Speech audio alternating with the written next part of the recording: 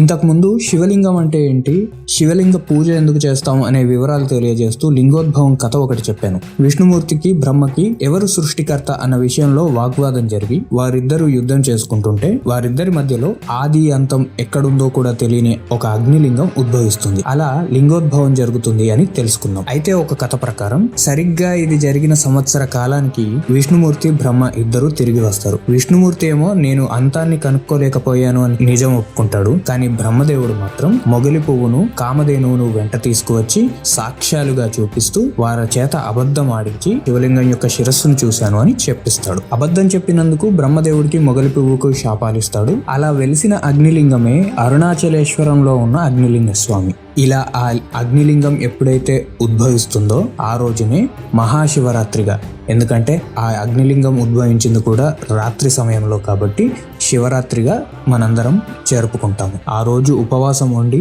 జాగరణతో శివభక్తితో శివనామస్మరణతో ఉన్న వారందరికీ శివానుగ్రహం తప్పకుండా ఉంటుంది.